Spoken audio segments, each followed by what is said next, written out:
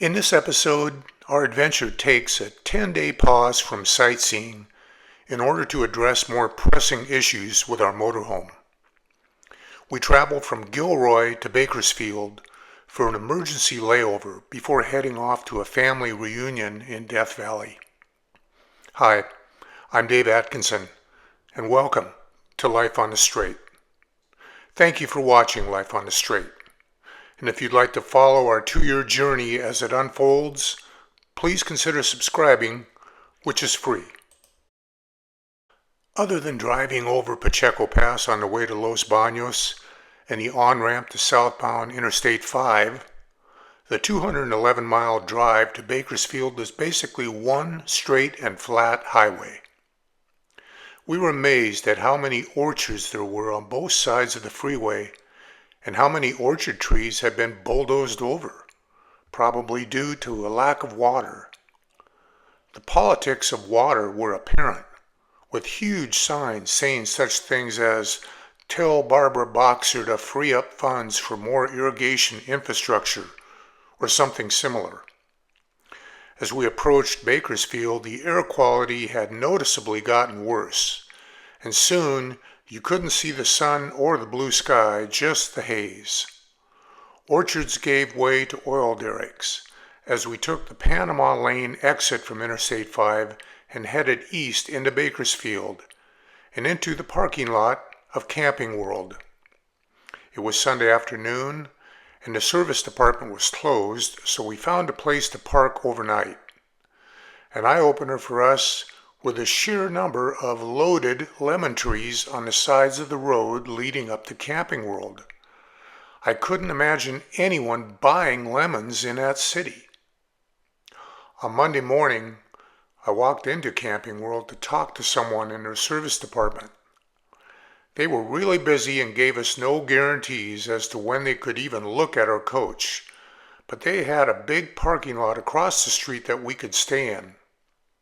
I can't remember if they had power, but I do know that they had water because I gave G2 a thorough washing. This was a big day for Buzzie. One of the walls in her waiting room had probably 200 photographs of mostly dogs beneath the title, "Our Camping Buddies." We had brought Buzzie inside in his pet carrier and set it up on a sofa, and one of the women employees spotted him and took his picture using her phone. He had his little red harness on and was so well behaved during all the attention. Before long, the woman returned with his photo and name written in big letters across the bottom. We would love to know if his photo is still on that wall. Amy and I couldn't stand staying inside of G2 any longer, and we were also concerned about Buzzie since his nose was much more sensitive than ours. So we called around and found a nice Residence Inn hotel that would accept animals. We left G2 in Camping World's parking lot and moved into the hotel that night. A sense of almost panic struck us. G2 was our home, and she was unlivable because of an eye-watering, moldy stench. What if we could never get that smell out of her? But for now, it was time to enjoy simple amenities, such as a bathtub. Buzzie really liked the king-size bed, and before long, all you could see of him were 2 paws poking out from underneath the blankets. There was also reasonably fast Wi-Fi and a big screen TV with access to all the cable channels. Residence Inn served up some decent food for breakfast, lunch, and dinner, so if we were around during the right time, we could eat for free. And that's free as in baked into the room price. The next day, we needed to find some fluids, lines, and needles for our little boy. Buzzie had been getting a saline solution called lactated ringers, but there apparently had been a nationwide shortage. We found a vet that had normal saline solution, but they cautioned us that it might sting a bit compared to Ringer's solution. We went ahead and purchased it along with some lines in the event that we would not be able to find the Ringer's solution elsewhere. Fortunately, Another vet in a far-off corner of Bakersfield had the ringer solution, but unfortunately, they insisted that Buzzie first receive a quote-unquote wellness exam before they would prescribe the ringers. So rather than pay $72.56 for bags of saline solution with lines, we paid $279 for Buzzie exam plus bags of ringers and lines.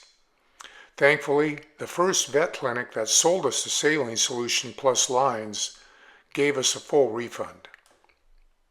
By Friday, Camping World had G2 for the entire week. One of the techs went above and beyond as he diagnosed the problem with a hot water heater. The problem turned out to be a defect that had gone undetected at the Winnebago factory. The engine coolant bypass line that helps to heat the water when underway was pinched off, and there was also a leak in the freshwater line that rotted the wiring harness, causing a short. The tech was cursing out Winnebago for making it near impossible to gain access to, but he persevered and replaced the defective pieces. They easily confirmed the odor and had been on the phone with Winnebago for advice, but nothing was happening. We found a guy who had sensitive instrumentation to perform inside mold measurements, so we hired him for $250 to test the air inside of our coach for mold spores. As luck would have it, there were more mold spores in the outside air of Bakersfield than there were inside of G2. That made us feel better about G2. Whatever odor we had that we've been smelling wasn't because of mold, but less good about breathing the air of Bakersfield. Neither of us cared for Bakersfield. It was ground zero for valley fever, a soil-borne illness stemming from fungal spores that can cause cough, fever, headache, chills, sweats, chest pain, and feeling extra tired. Oil wells and pumps were everywhere. I went out to get groceries one day, and right in the heart of a shopping section of town was an oil derrick pumping away up next to a sidewalk. The air always stunk and was always hazy. And finally, so much of the housing looked old and decrepit, with AC units bolted onto rooftops in such a manner that a good breeze might blow them off.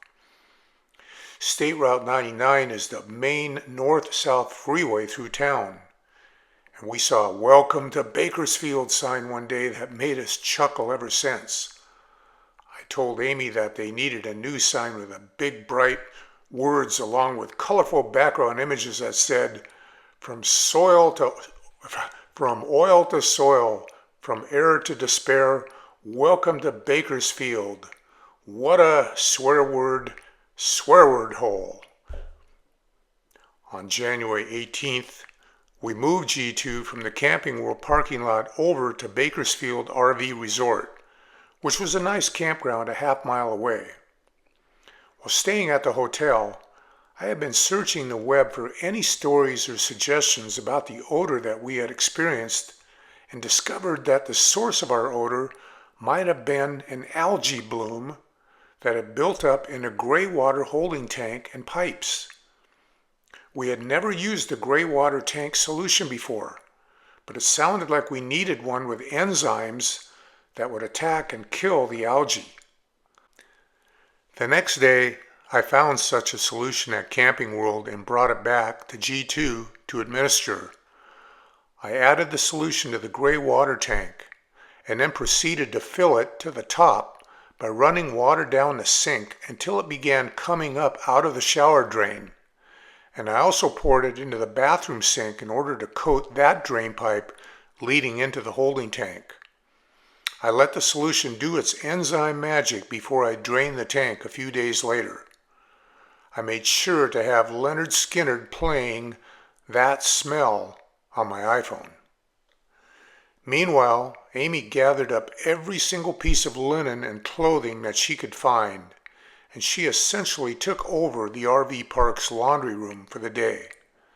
She fed over $35 worth of quarters into the washers and dryers to rid our laundry from the stench it had been marinating in. I took a bucket of water and bleach and proceeded to wipe down every interior surface: ceilings, walls, cabinets, furniture, windows, doors, and floors. After the interior of G2 had dried out from all the cleaning, we loaded it back up with our laundry, drained the holding tanks, and pulled up stakes on the 21st. 9 nights at the Resident Inn had set us back over $1,400, but that had been the only place in town that would take in pets, and the high price reflected the pet premium that was added to our tab. We topped off the gas tanks of both G2 and the Honda and headed out for Death Valley's Sunset Campground, some 250 odd miles away. We were hoping and praying that the new gray water tank solution would in fact be the solution to G2's odor problem. Next time we journeyed to Death Valley, a place we had never visited before.